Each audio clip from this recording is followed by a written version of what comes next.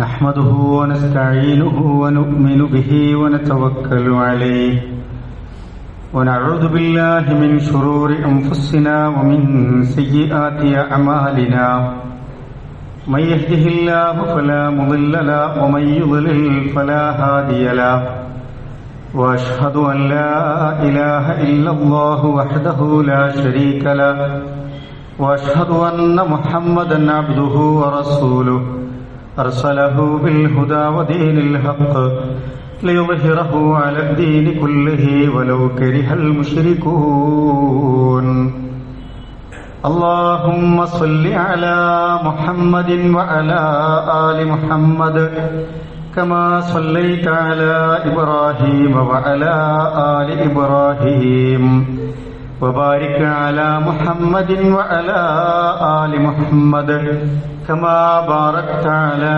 إبراهيم وعلى آل إبراهيم إنك حميد مجيد أما بعد فإن خير الحديث كتاب الله وخير الهدي هدي محمد صلى الله عليه وسلم وشر الأمور محدثاتها وكل محدثة بدعة وكل بدعة ضلالة وكل ضلالة في النار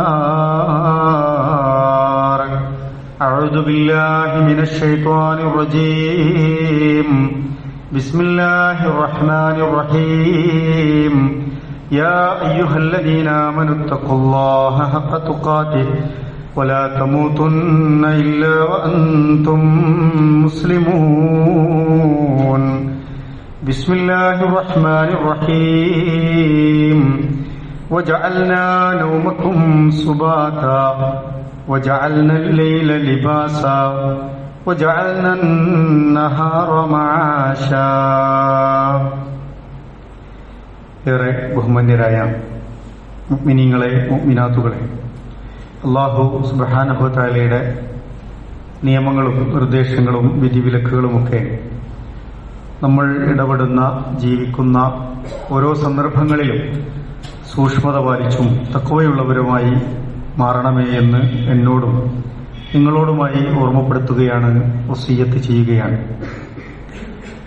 പരിശുദ്ധ ഖുർആൻ രാത്രിയെക്കുറിച്ചും പകലിനെക്കുറിച്ചുമൊക്കെ പല ഇടങ്ങളിലായി പരാമർശിക്കുന്നത് നമുക്ക് കാണാൻ കഴിയും. വിശ്വാസികളെ സംബന്ധിച്ചിടത്തോളം നമ്മുടെ രാത്രികൾ എങ്ങനെയാകണം, പകലിൽ നമ്മൾ എന്ത് ചെയ്യണം എന്നതിനെക്കുറിച്ചുള്ള വളരെ കൃത്യവും സൂക്ഷ്മവുമായ വിവരങ്ങൾ അല്ലാഹു സുബ്ഹാനഹു വ തആല പരിശുദ്ധ ഖുർആനിലൂടെയും റസൂലുള്ളാഹി സ്വല്ലല്ലാഹു അലൈഹി വസല്ലമ പരിശുദ്ധ ഖുർആനിന്റെ വചനങ്ങൾ വിശദീകരിച്ചും നമ്മെ ഓർമ്മപ്പെടുത്തിയിട്ടുണ്ട്. രാത്രി പ്രധാനമായും നമ്മുടെ ഉറക്ക സമയവും വിശ്രമത്തിനുമുള്ള സമയമാണ്. പകൽ സമയം നമ്മുടെ മഈശത്തിനുള്ള, റിസ്ക് തേടിയിട്ടുള്ള അധ്വാനത്തിനുള്ള സമയവുമായാണ് വിശ്വാസികളോട് പഠിപ്പിക്കപ്പെട്ടിട്ടുള്ളത്. എന്നാൽ നമ്മുടെ നാട്ടിലൊക്കെ ഇപ്പോൾ കാര്യങ്ങൾ മാറി മറിഞ്ഞുകൊണ്ടിരിക്കുന്നു എന്ന് നമുക്ക് മനസ്സിലാക്കാൻ കഴിയും. നൈറ്റ് ലൈഫ് എന്ന പേരിൽ രാത്രികാലങ്ങൾ കൂടുതൽ സജീവമാവുകയും പകലിൽ ആളുകൾ ഉറങ്ങാനുള്ള സമയമായി മാറ്റുകയും ചെയ്യുന്ന സാഹചര്യങ്ങൾ സൃഷ്ടിക്കപ്പെടുന്നുണ്ട്. അനിവാര്യമായ ചില തൊഴിലുകളാൽ ബന്ധപ്പെട്ടൊക്കെ ചില ആളുകൾക്ക് അത്തരം സാഹചര്യങ്ങൾ ഉണ്ടാകാം. പക്ഷെ ഒരു പൊതുതത്വം എന്ന നിലക്ക് പൊതുവായ രീതിയിൽ ഇത്തരം സാഹചര്യങ്ങൾ നമ്മുടെ നാട്ടിൽ സംഭവിച്ചുകൊണ്ടിരിക്കുന്നുണ്ട്. വിനോദങ്ങൾക്ക് വേണ്ടിയും ആളുകൾ പലപ്പോഴും രാത്രി സമയത്തെ ദീർഘമായി ഉപയോഗപ്പെടുത്തുന്നു. പ്രത്യേകമായ വിനോദയാത്രകൾക്ക്, സ്പെഷ്യൽ റൈഡുകൾക്ക് വേണ്ടി ആളുകൾ ഈ രാത്രി സമയം തിരഞ്ഞെടുക്കുന്നു.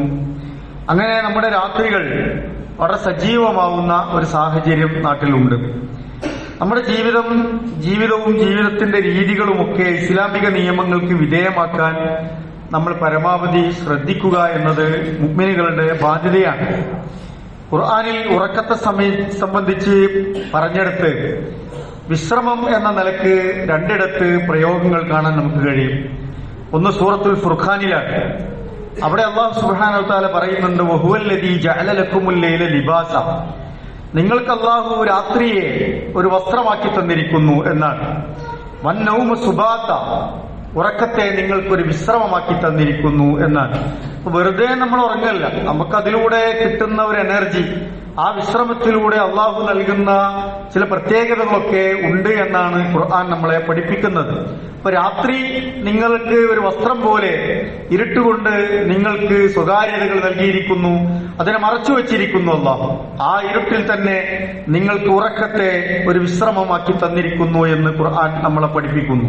വജഅല നഹാറ നുശൂറ, നേരം വെളുത്താലോ പകലിനെ നിങ്ങൾക്ക് വീണ്ടും ആ ഉറക്കത്തിൽ നിന്ന് അള്ളാഹു എഴുന്നേൽപ്പിച്ച് നിങ്ങളുടെ ജീവിത ഇടപെടലിന് വേണ്ടി അള്ളാഹു താല സംവിധാനിച്ചിരിക്കുന്നു എന്നാണ് ഖുർആൻ നമ്മളെ പഠിപ്പിക്കുന്നത്. അപ്പോ രാത്രിയെ സംബന്ധിച്ചിടത്തോളം നമ്മൾക്ക് വിശ്രമിക്കാനും പിറ്റേ ദിവസത്തേക്കുള്ള ഊർജം സംഭരിക്കാനും നമ്മുടെ ശരീരത്തിനും മനസ്സിനുമൊക്കെ കുളിർമയും തണുപ്പും അതുപോലെ തന്നെ ഒരു സ്വസ്ഥതയും കിട്ടാനും ഒക്കെയാണ് അള്ളാഹു താല രാത്രിയെ കണക്കാക്കിയിട്ടുള്ളത് എന്നാണ്. പക്ഷെ പുതിയ തലമുറ പലപ്പോഴും അതൊക്കെ മറന്നും വിസ്മരിച്ചും രാത്രി വലിയ സജീവമാക്കുകയും ദീർഘമായ യാത്ര പുറപ്പെടുകയും ആ രാത്രിയിൽ തന്നെ തിരിച്ചു വരികയും എന്നിട്ട് കിടന്നുറങ്ങുകയും നേരം വെളുക്കാൻ ആവശ്യമായ സമയത്ത് എണീക്കാതിരിക്കുകയും സുബഹി പോലും നഷ്ടപ്പെടുത്തുകയും ഇബാദത്തുകൾ മിസ്സാക്കുകയും എന്നിട്ട് പകൽ സമയം ദീർഘസമയം കൂർക്കം വലിച്ചുറങ്ങുകയും ഒക്കെ ചെയ്യുന്ന ഒരു രീതിയിലേക്ക് നമ്മുടെ ജീവിതം പോവുകയാണ്. അതോടൊപ്പം തന്നെയാണ് രാത്രി ഭക്ഷണത്തിന്റെ സംസ്കാരവും നമുക്കിടയിൽ വന്നുകൊണ്ടിരിക്കുന്നത്. നമ്മുടെ ഈ പ്രദേശത്ത് തന്നെ ഇവിടുന്ന് അങ്ങോട്ട് നമ്മളൊരു യാത്ര പോവുകയാണെങ്കിൽ ചായ കുടിക്കാനുള്ള സൗകര്യങ്ങൾ എത്രമാത്രം വളർന്നു വികസിച്ചു. ഭക്ഷണം കഴിക്കാനുള്ള ചെറിയ ചെറിയ ഇടങ്ങൾ ഇഷ്ടം പോലെ തുറന്നു വെച്ചിരിക്കുന്നു. എല്ലായിടത്തും തിരക്കാണ്. ഏത് സമയത്ത് നമ്മൾ യാത്ര പോവുകയാണെങ്കിലും അവിടെയൊക്കെ തിരക്കാണ് അനുഭവപ്പെടുന്നത്. വിശ്വാസിയുടെ ആരോഗ്യം, അവന്റെ ഭക്ഷണം, അവന്റെ യാത്ര, അവന്റെ കിടത്തം, അവന്റെ ജീവിതത്തിന്റെ പ്രയോറിറ്റികളൊക്കെ ദീനിയാക്കാനുള്ള ഒരു സാഹചര്യത്തെക്കുറിച്ച് നമ്മൾ ഗൗരവത്തിൽ ആലോചിക്കേണ്ടതുണ്ട് എന്നാണ് മനസ്സിലാവുന്നത്. സൂറത്തുൻ നബയിൽ അല്ലാഹു തആല പറഞ്ഞു, വജഅൽനാ നൗമകും സുബാത, നിങ്ങളുടെ ഉറക്കിനെ നാം നിങ്ങൾക്ക് വിശ്രമമാക്കി തന്നിരിക്കുന്നു. വജഅൽനൽ ലൈല ലിബാസ, രാത്രിയെ നിങ്ങൾക്കൊരു വസ്ത്രമാക്കി തന്നിരിക്കുന്നു. വജഅൽനൻ നഹാറ മആശ, ഈ പകലിനെ നിങ്ങൾക്ക് ജീവിതോപാധികൾ കണ്ടെത്താനുള്ള ഒരവസരമാക്കി, പ്രകാശപൂരിതമായ ഒരു സാഹചര്യമാക്കി അല്ലാഹു തആല മാറ്റിയിരിക്കുന്നു എന്ന് പഠിപ്പിക്കാൻ. സൂറത്ത് യൂനുസിൽ അല്ലാഹു തആല ഈ രാത്രിയെക്കുറിച്ചും ഉറക്കിനെക്കുറിച്ചൊക്കെ പറയുന്നിടത്ത് കാണാം, ഹുവല്ലദീ ജഅല ലക്കുമുൽ ലൈല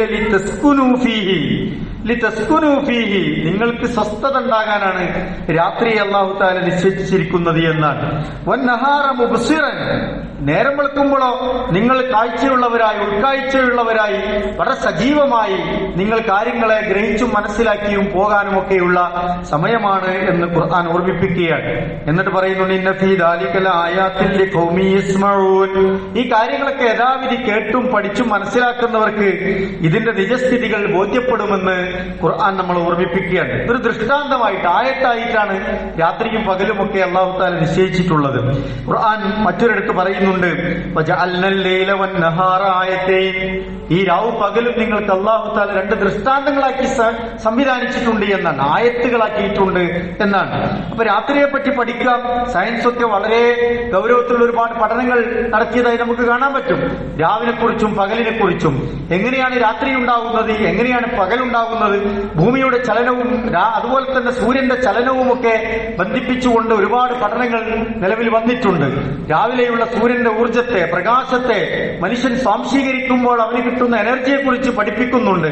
രാത്രിയിൽ വിശ്രമം എടുക്കുന്നതിന്റെ പുണ്യത്തെക്കുറിച്ചും അതിന്റെ നന്മകളെക്കുറിച്ചും ഒക്കെ ദീന് പഠിപ്പിക്കുന്നത് പോലെ തന്നെ ശാസ്ത്രവും അവന്റെ ബുദ്ധിക്ക് സംഭവിക്കുന്ന വികാസത്തെക്കുറിച്ച്, അവന്റെ ശരീരത്തിന് സംഭവിക്കുന്ന സ്വസ്ഥമായ സാഹചര്യത്തെക്കുറിച്ച്, അവന്റെ മനസ്സിന് കിട്ടുന്ന മാനസികമായ ആരോഗ്യത്തെക്കുറിച്ചൊക്കെ വളരെ ഗൗരവത്തിൽ പഠിപ്പിക്കുന്നത് നമുക്ക് കാണാൻ കഴിയും. ഞാൻ അതിലേക്ക് പോകുന്നില്ല. ഖുർആൻ പറയുന്നു, ഫമഹൗന ആയത്തൽ ലൈലി, നിങ്ങൾക്ക് രാത്രിയിൽ ഇരുട്ടിനെ അല്ലാഹു തആല സംവിധാനിച്ചിരിക്കുന്നു. വജഅൽനാ ആയത്തൻ നഹാരി മുബ്സിറതൻ, പകലിനെ നിങ്ങൾക്ക് ഒരു വെട്ടവും വെളിച്ചവുമുള്ള രീതിയിൽ ആക്കി തന്നിരിക്കുന്നു. ലിതബ്തഗൂ ഫളൻ മിൻ റബ്ബിക്കും, നിങ്ങൾ അല്ലാഹുവിന്റെ ഫളിനെ തേടാനാണ് എന്നാണ്. അപ്പൊ പകൽ നമ്മൾ അല്ലാഹുവിന്റെ ഫളിനെ തേടുക എന്ന് ഒരു ജീവിതക്രമത്തെ ഖുർആൻ നമുക്ക് പഠിപ്പിച്ചു തരുന്നുണ്ട്. മാത്രമല്ല വലിതഅലമു അദദ സിനീന വൽ ഹിസാബ, നിങ്ങൾക്ക് ഈ രാവും പകലൊക്കെ അള്ളാഹു സംവിധാനിച്ചത് ഒരു വർഷത്തെ നിങ്ങൾക്ക് കണക്കാക്കണം. നിങ്ങളുടെ കണക്കും നിങ്ങളുടെ വർഷങ്ങളുടെ അവസ്ഥയുമൊക്കെ കൃത്യമായി കാൽക്കുലേറ്റ് ചെയ്ത് രൂപപ്പെടുത്താനാണ് രാവിനെയും പകലിനെയും ഒരു ദിവസത്തെ തന്നെ അല്ലാഹു തആല ഇങ്ങനെ ക്രമീകരിച്ചിരിക്കുന്നത് എന്ന് ഖുർആൻ നമുക്ക് പറഞ്ഞു തരുന്നുണ്ട്. ഞാൻ സൂചിപ്പിക്കുന്നത് രാവും പകലും എന്നത് കേവലം ഒരു ജീവിതക്രമത്തിന്റെ ഭാഗമായി എങ്ങനെ സംഭവിച്ചു പോകുന്നതല്ല. ഇത് അള്ളാഹുവിന്റെ കൃത്യമായ നിയമങ്ങൾക്ക് വിധേയമായി അള്ളാഹു തആല സംവിധാനിച്ചതാണ് എന്നാണ്. അതിൽ മനുഷ്യരുടെ ജീവിതത്തിന് ചില ക്രമങ്ങൾ ഉണ്ടാകണമെന്ന് ഖുർആൻ നമ്മളെ പഠിപ്പിക്കുന്നു. റസൂലുള്ളാഹി സ്വല്ലല്ലാഹു അലൈഹി വസല്ലമയും ആ ക്രമത്തിന് ചില കാര്യങ്ങൾ, അതിന്റെ ഉള്ളടക്കം ഇന്ന രൂപത്തിലാകണം. നിങ്ങൾ ഇത്ര നേരത്തെ ഉറങ്ങണം, ഇത്ര നേരത്തെ എണീക്കണം, നിങ്ങളുടെ ഇബാദത്തുകൾക്ക് സമയമുണ്ടാകണം, നിങ്ങളുടെ ദിക്റുകൾക്ക് സമയമുണ്ടാകണം, നിങ്ങളുടെ ജോലിക്ക് സമ്പാദനത്തിന് സമയമുണ്ടാകണം, നിങ്ങളുടെ കുടുംബജീവിതത്തിന് സമയമുണ്ടാകണം, അതിനുള്ള ആസ്വാദനം നിങ്ങൾ കണ്ടെത്തണം. ജീവിതത്തിൽ നിങ്ങൾക്കത് ഒരു എനർജി ഉണ്ടാകണം, അതുപോലെ നിങ്ങൾക്ക് സ്വസ്ഥമായി പോകാൻ കഴിയണം. അതിനുള്ള സാഹചര്യമാണ് അല്ലാഹു തആല സംവിധാനിച്ചിട്ടുള്ളത് എന്നാണ് ഖുർആൻ പ്രിയപ്പെട്ടവരെ നമുക്ക് പഠിപ്പിച്ചു തരുന്നത്. പക്ഷേ ഞാൻ നേരത്തെ സൂചിപ്പിച്ചതുപോലെ കൾച്ചറുകൾ ഇങ്ങനെ മാറി മാറി വരികയാണ്. കവലകൾ തോറും നേരത്തെ പറഞ്ഞ പോലെ ചായക്കടകൾ തുറന്നു വെച്ചിരിക്കുന്നു. നമുക്ക് എത്ര ചായ വേണം ഒരു ദിവസം എന്ന് നമ്മൾ തീരുമാനിക്കണം. ഓരോ കട കാണുമ്പോഴും ഓരോ ചായ കുടിക്കാൻ നിന്നാൽ അത് നമ്മുടെ ആരോഗ്യത്തെ ബാധിക്കുന്നു, നമുക്ക് വലിയ പ്രശ്നങ്ങൾ ഉണ്ടാക്കുന്നു, നമ്മുടെ ജീവിത ശൈലിയിൽ വരുന്ന മാറ്റങ്ങൾ മാറാ രോഗങ്ങളിലേക്ക് നമ്മെ നയിക്കുന്നു. അതുപോലെ തന്നെയാണ് നമ്മുടെ ഹോട്ടലുകളൊക്കെ തുറന്നു വെച്ചിരിക്കുന്നത്. പുറമേ നിന്നുള്ള നമ്മുടെ ഭക്ഷണത്തിന്റെ അതിനൊക്കെ ഒരു ക്രമം ഉണ്ടാകുന്നത് നല്ലതാണ്. മാസത്തിൽ ഒരു ദിവസം നിങ്ങൾ പുറത്തുനിന്ന് ഭക്ഷണം കഴിക്കൂ എന്നാണ് ആരോഗ്യരംഗത്തെ വിദഗ്ധർ പറയുന്നത്. നമ്മൾ ഒരു ദിവസം തന്നെ കഴിക്കുന്നത് നിർത്താൻ നമുക്ക് പറ്റുന്നില്ല. ഒരു ദിവസം 3 നേരം പലപ്പോഴും നമ്മൾ പുറത്തുനിന്നുള്ള ഭക്ഷണം കഴിക്കുന്നു. അവിടെയുള്ള ഭക്ഷണത്തിന്റെ നിർമ്മാണത്തിന്റെ അതിനുണ്ടാക്കുന്ന രീതികളെക്കുറിച്ചോ അതിലുപയോഗിക്കുന്ന വസ്തുക്കളെക്കുറിച്ചോ അത് നമ്മുടെ മനസ്സിനും ശരീരത്തിനും മുന്നോട്ടുള്ള ജീവിതത്തിനും എന്തെങ്കിലും താളപ്പിഴകൾ സംഭവിക്കുന്നതാണോ എന്നൊന്നും പലപ്പോഴും നമ്മൾ ആലോചിക്കുന്നില്ല. നമ്മുടെ കല്യാണ വീടുകൾ, ഭക്ഷണ സംസ്കാരങ്ങളൊക്കെ മാറിയിട്ടുണ്ട്. പലപ്പോഴും 1-2 വിഭവങ്ങൾ ഉണ്ടായിരുന്നിടത്തൊക്കെ പലപ്പോഴും ഇന്ന് ഒരു മേശ നിറച്ചും വിഭവങ്ങളാണ്. എത്ര കഴിക്കണം, എന്ത് കഴിക്കണമെന്ന് നമ്മളാണ് തീരുമാനിക്കേണ്ടത്. പലപ്പോഴും ഒരു ധൂർത്തും അനാവശ്യമായ കാര്യങ്ങളൊക്കെ ജീവിതത്തിലേക്ക് കടന്നു വരുന്നുണ്ട്. അതൊക്കെ നമ്മൾ നിയന്ത്രിക്കുകയും നമ്മുടെ വിശ്രമം, നമ്മുടെ ഭക്ഷണം, നമ്മുടെ അധ്വാനം, അതുപോലെയുള്ള സമയങ്ങളൊക്കെ ദീനിയായ രൂപത്തിലാണ് എന്ന് നമ്മൾ ഉറപ്പുവരുത്തുക. ആസ്വദിക്കാനുള്ള ഇടങ്ങൾ എപ്പോഴാണ് തെരഞ്ഞെടുക്കേണ്ടത്? നമുക്ക് ചിലപ്പോൾ കലകൾ, വിനോദങ്ങളൊക്കെ നമുക്ക് ആവശ്യമുണ്ടാവും. പലപ്പോഴും അത് ഒരു രാത്രിയാണെങ്കിൽ തന്നെ അതിന്റെ ഒരു സമയക്രമം നമ്മൾ നിശ്ചയിക്കണം. പരിധി വിട്ട് 10 മണിക്ക് ശേഷവും 12 മണിക്ക് ശേഷവും രാത്രിയിലും അന്ത്യയാമങ്ങളിലുമൊക്കെ ആളുകൾ പലപ്പോഴും ജിമ്മിലാണ്, പലപ്പോഴും ബീച്ചിലാണ്, പലയിടത്തും ആളുകൾ കറങ്ങി നടക്കുന്നു. എല്ലായിടത്തും വെട്ടവും വെളിച്ചവുമുണ്ട്, അതേസമയം അനാവശ്യമായ കാര്യങ്ങളും നടക്കുന്നുണ്ട്. നമ്മൾ ഏത് തെരഞ്ഞെടുക്കുന്നു എന്ന് മുഅ്മിനുകളെ സംബന്ധിച്ചിടത്തോളം വളരെ പ്രധാനപ്പെട്ടതാണ്. ടർഫുകളുടെ അനിയന്ത്രിതമായ സമയം സർക്കാർ നിയന്ത്രിച്ചിരിക്കുന്നു. ടർഫുകൾ കേന്ദ്രീകരിച്ചുകൊണ്ട് അതുപോലെ ലഹരി പദാർത്ഥങ്ങളുടെ വിൽപ്പന വ്യാപകമാകുന്നു എന്ന കണ്ടുപിടുത്തത്തിന്റെ അടിസ്ഥാനത്തിലാണ് രാത്രി ടർഫുകളുടെ സമയങ്ങളൊക്കെ നിശ്ചയിച്ചിട്ടുള്ളത്. അപ്പൊ നമ്മുടെ യുവാക്കൾ, കുട്ടികൾ ഒക്കെ പലപ്പോഴും ഇത്തരം കേന്ദ്രങ്ങളിലൊക്കെ ഉണ്ടാവും. കായികപരമായ വിനോദം നമുക്ക് ആവശ്യമാണ്, കലാപരമായ കാര്യങ്ങൾ നമുക്ക് ആവശ്യമാണ്, അതൊക്കെ ജീവിതത്തിൽ ആവശ്യമുണ്ടാവും. പക്ഷേ അതിന്റെയൊക്കെ ഒരു ദീനിയായ ചുറ്റുപാടും വശങ്ങളൊക്കെ പ്രിയപ്പെട്ടവരെ നമ്മൾ കൃത്യമായി മനസ്സിലാക്കുകയും അതിനനുസരിച്ച് ചിട്ടപ്പെടുത്തുകയും ചെയ്യണമെന്നതാണ്. ഞാൻ നേരത്തെ സൂചിപ്പിച്ചതുപോലെ അശ്രദ്ധമായ നൈറ്റ് ഡ്രൈവുകൾ ഉണ്ടാക്കുന്ന അപകടങ്ങൾ എത്ര വാർത്തകളാണ് നമ്മൾ കേട്ടുകൊണ്ടിരിക്കുന്നത്. ലൈസൻസിന്റെ പ്രായമാകാത്ത കുട്ടികൾ വാഹനം എടുത്തു പോകുന്നു, രാത്രിയിൽ 2, 3, 4 ആളുകളെ വെച്ച് ബൈക്ക് ഓടിക്കുന്നു, പലതരത്തിലുള്ള അപകടങ്ങൾക്ക് നമ്മൾ തന്നെ സാക്ഷിയാകുന്നു. എന്നിട്ട് അതിന്റെ പേരിൽ നമ്മൾ ഖേദിക്കുന്നു. രാത്രി മൃഗങ്ങൾക്ക് ഇറങ്ങി നടക്കാനുള്ള സമയമുണ്ട്, രാത്രിയാണ് അവരുടെ സഞ്ചാര സമയം എന്ന് പറയുന്നത്. പലപ്പോഴും ആളുകളുടെ ഈ യാത്രാക്രമം തെറ്റിയതുകൊണ്ട് തന്നെ പലപ്പോഴും മൃഗങ്ങൾക്ക് സഞ്ചരിക്കാൻ പറ്റാത്ത സാഹചര്യങ്ങൾ വനത്തോട് ചേർന്ന് കിടക്കുന്ന റോഡുകളിലൊക്കെ ഉണ്ടാകുന്നു. മനുഷ്യരെന്തിനാണ് അവരെ ശല്യപ്പെടുത്തുന്നത് എന്ന് നമ്മൾ ആലോചിച്ച് നോക്കേണ്ടതുണ്ട്. ഞാൻ അനിവാര്യമായ ചില യാത്രകളെ കുറിച്ചല്ല പറയുന്നത്. പൊതുവെ ആളുകൾ ഇതൊക്കെ ഒരു തരത്തിലുള്ള ഒരു വൈബിന് വേണ്ടി ആളുകൾ ബോധപൂർവം ഉണ്ടാക്കിയെടുക്കുന്നു എന്നതാണ് പ്രശ്നം. അതുപോലെ തന്നെ DJ പാർട്ടികൾ, ഇരുളിന്റെ മറവിൽ നടക്കുന്ന ലൈംഗികമായ വൈകൃതങ്ങൾ, തെറ്റായ ജീവിതശൈലികൾ നമ്മുടെ ജീവിതത്തെ താറുമാറാക്കുകയാണ്. ഉറക്കക്കുറവ്, ഇപ്പൊ ഉറക്കമുണ്ടാവില്ല. ചെറുപ്പക്കാരൊക്കെ യുവാക്കളൊക്കെ ഇപ്പൊ ഉറക്കമൊഴിക്കുന്നതിനോട് വലിയ പ്രശ്നം തോന്നൂല. പക്ഷേ ക്രമേണ നമ്മുടെ ഉറക്കം തന്നെ നഷ്ടപ്പെടുന്ന സാഹചര്യങ്ങൾ ഉണ്ടാവും. രാത്രി ഒന്ന് ഉറങ്ങാൻ വേണ്ടി കഷ്ടപ്പെടുന്ന എത്രയോ മനുഷ്യർ നമ്മുടെ ചുറ്റുവട്ടങ്ങളിലുണ്ട്. ഉറക്ക ഗുളികൾ വാങ്ങി കഴിച്ച് ഉറങ്ങേണ്ട സാഹചര്യത്തിലൂടെ ജീവിക്കുന്ന എത്രയോ മനുഷ്യരുണ്ട്. ജീവിതത്തിൽ തന്നെ ഉറക്കമില്ലാതെ പ്രയാസപ്പെടുന്നവരുണ്ട്. അപ്പോഴാണ് ചില ആളുകൾ ഇതൊക്കെ ഈ തന്റെ തെറ്റായ ജീവിതശൈലികൾ കൊണ്ട് ഇത് ചോദിച്ചു വാങ്ങുന്നത് എന്നത് ഖേദകരമായ വസ്തുതയാണ്. അപ്പൊ നമ്മുടെ ഉറക്കം കൃത്യമാകണം. രാത്രി കൃത്യമായി ഉറങ്ങിയില്ലെങ്കിൽ പിറ്റേ ദിവസത്തെ പകലും നഷ്ടമാകാൻ. ഉറക്കക്കുറവ് നമ്മളല്ലെങ്കിൽ ഉറങ്ങാത്ത അവസ്ഥ ഉണ്ടായാൽ പകൽ സമയത്ത് ഉത്സാഹം നമുക്ക് നഷ്ടപ്പെടും. പഠിക്കുന്ന വിദ്യാർത്ഥികൾ പ്രത്യേകിച്ചും ക്ലാസ് മുറികളിൽ വന്ന് ഉറങ്ങുന്നത് നമുക്ക് കാണാൻ കഴിയും. കൃത്യമായി ഉറങ്ങാത്ത ആളുകൾ ജോലിയിൽ പോയാൽ ഒരു അലസമായ ഭാവം നമുക്ക് കാണാൻ കഴിയും. ഇതൊക്കെ ജീവിതത്തിലെ ഈ ശൈലികളിൽ വരുന്ന മാറ്റങ്ങളാണ് എന്ന് പ്രിയപ്പെട്ടവരെ നമ്മൾ മനസ്സിലാക്കുക. പലപ്പോഴും തഹജ്ജുദും സുബഹിയും ഒക്കെ കൃത്യമായി നമസ്കരിക്കേണ്ടവരാണ് നമ്മളൊക്കെ. ആ സമയം പലപ്പോഴും ആളുകൾ വൈകി ഉറങ്ങുന്നത് കാരണം അവന്റെ സുബഹി ജമാഅത്ത് നഷ്ടപ്പെടുന്നു, തഹജ്ജുദ് നഷ്ടപ്പെടുന്നു, സുബഹിയുടെ നമസ്കാരം തന്നെ നഷ്ടപ്പെടുന്നു. പലപ്പോഴും സൂര്യൻ ഉദിച്ച് കഴിഞ്ഞിട്ടാണ് ആളുകൾ പലപ്പോഴും സുബഹി നമസ്കരിക്കുന്നത്. ആ നമസ്കാരം അള്ളാഹുവിൽ സ്വീകാര്യമാവുകയില്ലല്ലോ. ഫജ്റിനൊരു സമയമുണ്ട്. ഉറക്കത്തിൽ തലേ ദിവസം ഉറക്കമൊഴിച്ച് നമ്മൾ ഇമാമിന്റെ പിന്നിൽ നിന്ന് നമസ്കരിക്കുകയാണെങ്കിൽ പോലും ആ പാരായണം നമുക്ക് ശ്രദ്ധിക്കാൻ കഴിയുമോ? നമ്മുടെ കണ്ണുകൾ അടഞ്ഞുപോകും, നമ്മുടെ മനസ്സുറങ്ങിപ്പോകും. അത്തരത്തിലുള്ള സാഹചര്യങ്ങൾ ഉണ്ടാകും. യഥാർത്ഥത്തിൽ നമ്മുടെ ഇബാദത്ത് തന്നെയാണ് ആ നിലയ്ക്ക് നഷ്ടപ്പെടുന്നത് എന്ന് പ്രിയപ്പെട്ടവരെ നമ്മൾ മനസ്സിലാക്കുക. അതുകൊണ്ട് നമ്മളൊരു ക്രമീകരണം നടത്തുക. എല്ലാം നമുക്ക് മാറ്റാൻ കഴിഞ്ഞുകൊള്ളണമെന്നില്ല. പക്ഷെ ഒരു ചിട്ടയും ക്രമവും ഒക്കെ നമുക്ക് ജീവിതത്തിൽ ഉണ്ടാക്കിയെടുക്കേണ്ടതുണ്ട്. ഖുർആൻ ചോദിക്കുന്നുണ്ട് നമ്മളോട്, ഇതൊരു അനുഗ്രഹമാണ്, ഇതൊരു ദൃഷ്ടാന്തമാണ്, നിങ്ങൾക്കത് മനസ്സിലാകുന്നില്ലേ എന്ന്. നിങ്ങൾക്ക് രാത്രി മാത്രമായി നിങ്ങൾക്ക് സംവിധാനിച്ചു, പകലില്ലാത്ത ഒരു അവസ്ഥ വന്നാൽ നിങ്ങൾ എന്ത് ചെയ്യുമെന്നാണ്. ഇലാ യൗമിൽ ഖിയാമ, ഖിയാമത്ത് നാൾ വരെ നിങ്ങൾക്ക് രാത്രി മാത്രമേ ഉള്ളൂ എന്ന് വിചാരിക്കുക. നിങ്ങൾ എന്ത് ചെയ്യും? മൻ ഇലാഹുൻ ഗൈറുല്ലാഹി യഅതീകും ബിളിയാഇൻ അഫലാ തസ്മഊൻ. ആരാണ് നിങ്ങൾക്ക് വെളിച്ചത്തെ കൊണ്ടുവരാനുള്ളത്? വേറെ ഏത് പടച്ചവനുണ്ട് നിങ്ങൾക്ക് ആ വെളിച്ചത്തെ കൊണ്ടുവരാൻ? ഒരു ഇലാഹ് വേറെയുണ്ടോ? നിങ്ങൾ കേട്ട് മനസ്സിലാക്കുന്നില്ലേ എന്ന് ഖുർആൻ നമ്മളോട് ചോദിക്കുന്നുണ്ട്. തൊട്ടടുത്ത ആയത്തിൽ പറയുന്നു, ഖുൽ അറഅയ്തും മിൻ ജഅലല്ലാഹു അലൈകുമുൻ നഹാറ സർമദാ ഇലാ യൗമിൽ ഖിയാമ. ഖിയാമത്ത് നാൾ വരെ നിങ്ങൾക്ക് പകൽ മാത്രമാണ് എങ്കിൽ മൻ ഇലാഹുൻ ഗൈറുല്ലാഹി യഅതീകും ബിലൈലിൻ തസ്കുനൂന ഫീഹി, നിങ്ങൾക്ക് വിശ്രമിക്കാനും ഒന്ന് ആശ്വസിച്ചിരിക്കാനും നിങ്ങൾക്ക് സമാധാനം കണ്ടെത്താനും ഒക്കെയുള്ള രാത്രിയെ, ഇരുട്ടിനെ ആരാണ് നിങ്ങൾക്ക് കൊണ്ടുവരാൻ? വേറെ ഏത് പടച്ചവനുണ്ട് എന്ന് ഖുർആൻ നമ്മളോട് ചോദിക്കുന്നുണ്ട്. ഫലാ തുബ്സിറൂൻ, നിങ്ങൾ കണ്ടും കേട്ടും മനസ്സിലാക്കുന്നില്ലേ എന്ന് ഖുർആൻ നമ്മളോട് ചോദിക്കാണ്. ശേഷമുള്ള ആയത്തിൽ പറയുന്നത് വമിൻ റഹ്മതിഹി ജഅല ലക്കുമുൽ ലൈല വന്നഹാറ ലിതസ്കുനൂ ഫീഹി എന്നാണ്. ഈ രാവും പകലും ഈ ജീവിതത്തിന്റെ ഈ സമയക്രമം അല്ലാഹു തആല റഹ്മത്താക്കിയിട്ടാണ് നമുക്ക് തന്നിട്ടുള്ളത് എന്നാണ്. നിങ്ങൾ സ്വസ്ഥത കണ്ടെത്താൻ വലിതബ്തഗൂ മിൻ ഫളിഹി വലഅല്ലക്കും തഷ്കുറൂൻ, നിങ്ങളുടെ ദൈനംദിന ജീവിതത്തിന് വേണ്ടിയുള്ള അധ്വാനം സമ്പാദനത്തിന് കൂടിയാണ് അതുള്ളത് എന്ന് ഖുർആൻ നമ്മൾ ഓർമ്മിപ്പിക്കുകയാണ്. എന്നിട്ട് ശുക്ർ കാണിക്കാനാണ് പറയുന്നത്. ശുക്ർ കാണിക്കുക എന്നാണ് അള്ളാഹ് പറഞ്ഞ പോലെ നമ്മുടെ ലൈഫിനെ ക്രമീകരിക്കുക എന്നുള്ളതാണ്. എന്തെങ്കിലും ഒരു നേരം ബീച്ചിൽ പോണതോ അല്ലെങ്കിൽ രാത്രിയിൽ എന്തെങ്കിലും ഒരു ആസ്വാദനത്തിന് പോകുന്ന കാര്യമല്ല സൂചിപ്പിക്കുന്നത്. നിരന്തരമായി ഇതൊരു ലഹരിയായി ഒന്നിൽ നിന്ന് ഒന്നിലേക്ക് ഇങ്ങനെ ചേക്കേറി പോകുന്ന ഒരു സാഹചര്യം നാട്ടിൽ സംജാതമാകുന്നു എന്നതാണ് സൂചിപ്പിച്ച്. നമ്മുടെ ശരീരത്തെ നശിപ്പിക്കും, നമ്മുടെ മനസ്സിനെ താറുമാറാക്കും, നമ്മുടെ ആരോഗ്യം ഇല്ലാതാക്കും, നമ്മുടെ റിസ്ക് തേടുന്ന കാര്യങ്ങളെ ഇല്ലാതാക്കുമെന്നാണ് പ്രിയപ്പെട്ടവരെ മനസ്സിലാക്കേണ്ടത്.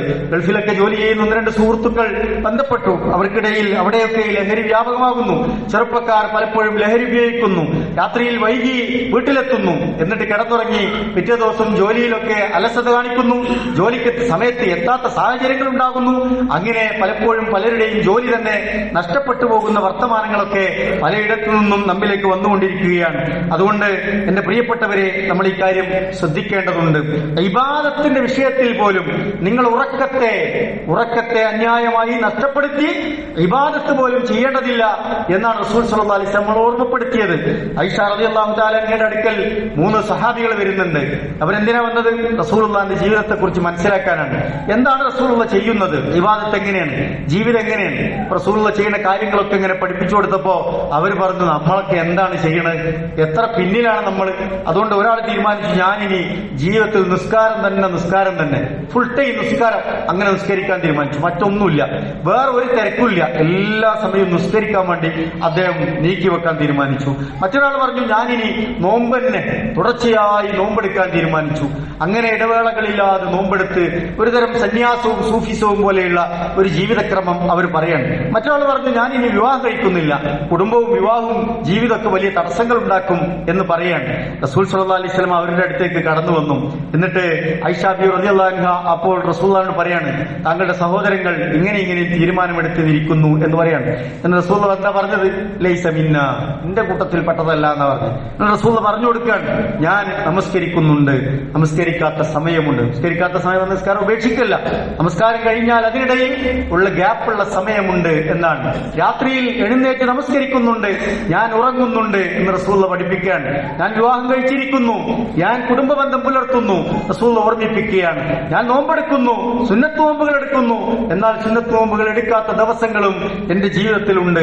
ഞാൻ എപ്രകാരമാണോ നിങ്ങളോട് പഠിപ്പിച്ചത് അപ്രകാരം നിങ്ങൾ ചെയ്യുക എന്ന് റസൂലുള്ളാഹി സ്വല്ലല്ലാഹു അലൈഹി വസല്ലമ നമ്മൾ ഓർമ്മിപ്പിക്കുന്നുണ്ട്.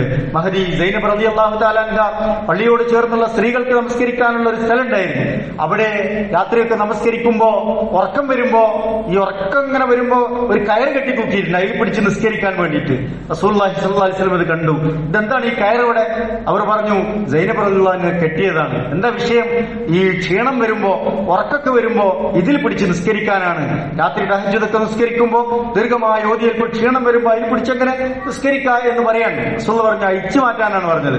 അങ്ങനെ ഒരു ഇബാദത്ത് വേണ്ടതില്ല, ശരീരം ക്ഷീണിക്കുമ്പോ പോയി വിശ്രമിക്കൂ എന്ന് റസൂൽ സല്ലല്ലാഹു അലൈഹി വസല്ലം ഓർമ്മിപ്പിക്കുന്നുണ്ട്.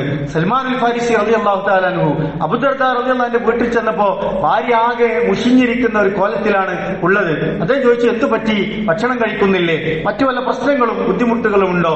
അപ്പോ ആ സഹോദരി പറഞ്ഞു, താങ്കളുടെ സുഹൃത്ത് അബൂ ദർദാവിന് ദുനിയാവിലൊന്നും താല്പര്യമില്ല, പിന്നെ ഞാൻ എന്തിനാ അങ്ങനെ അലങ്കരിച്ച് നടക്കേണ്ട വല്ല ആവശ്യം, ദുനിയാവിലൊന്നും താല്പര്യമില്ലെന്നാണ്, അദ്ദേഹം ഫുള്ള് ഇബാദത്തിലാണ് എന്ന് പറയാണ്.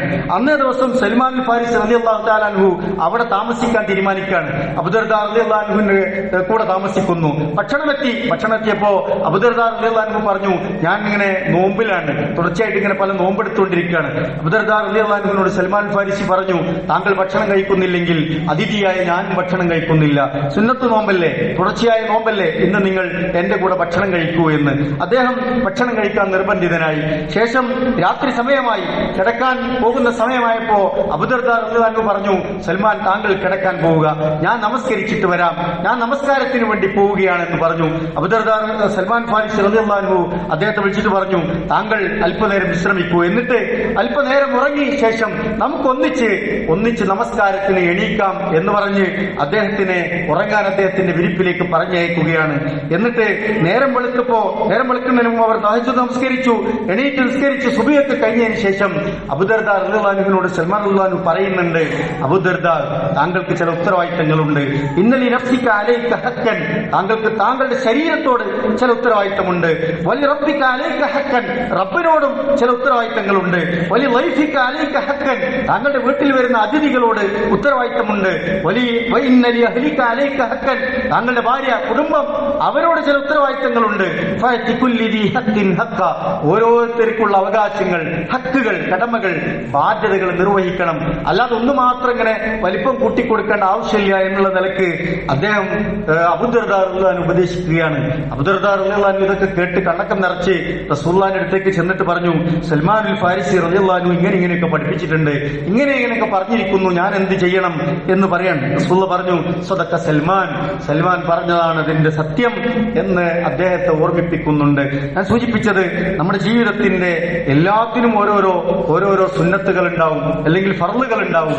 അത് നമ്മൾ ക്രമീകരിച്ച് ജീവിതത്തെ മുന്നോട്ട് കൊണ്ടുപോകണം എന്നതാണ് ഓർമ്മിപ്പിച്ചത്.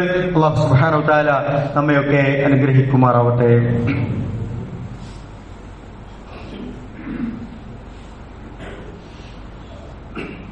അൽഹംദുലില്ലാഹ് വസ്സലാത്തു വസ്സലാമു അലാ റസൂലില്ലാഹ് വഅലാ ആലിഹി വസഹ്ബിഹി അജ്മഈൻ. അമ്മാ ബഅദ്. അല്ലാഹുവിനെ സൂക്ഷിച്ച് ജീവിക്കണമേ എന്ന് ഒരിക്കൽ കൂടി ഓർമ്മപ്പെടുത്തുകയാണ്, വസിയത്ത് ചെയ്യുകയാണ്. ഉറക്കത്തെക്കുറിച്ച് പരിശുദ്ധ ഖുർആൻ നമുക്ക് പറഞ്ഞു തരുന്നത് അത് മരണത്തിന്റെ ഒരു ചെറിയ രൂപമാണ് എന്നാണ്. അല്ലാഹു തആല നമ്മൾ ഉറങ്ങുമ്പോൾ നമ്മുടെ റൂഹിനെ അല്ലാഹു തആല പിടിച്ചു വെക്കുന്നുണ്ട് എന്നാണ്. ആരാണോ ഉണർന്ന് പിറ്റേ ദിവസം ആയുസ് അല്ലാഹു തആല നിശ്ചയിച്ചിട്ടുള്ളത് അവർക്ക് അല്ലാഹു തആല അവരുടെ റൂഹിനെ തിരിച്ചു കൊടുക്കുന്നു എന്നാണ്. അപ്പൊ നമ്മുടെ ഉറക്കം ചിലപ്പോൾ നമ്മുടെ മരണം സംഭവിക്കാനുള്ള ഒരു കിടത്തമാകാം. അപ്പൊ അതുവരെയുള്ള കാര്യങ്ങൾ നമ്മുടെ ക്ലിയർ ആകുക എന്നുള്ളതാണ് അതുകൊണ്ട് ഉദ്ദേശിക്കുന്നത്. നമ്മുടെ ഇടപാടുകൾ, നമ്മുടെ സംസാരങ്ങൾ, നമ്മുടെ ജീവിതത്തിലെ കാര്യങ്ങൾ, പ്രവർത്തനങ്ങളൊക്കെ ഹൈറായി എല്ലാം കുറ്റമറ്റതാണ് എന്ന് ഉറപ്പുവരുത്തിയാണ് നമ്മൾ കിടക്കാൻ പോകേണ്ടത്.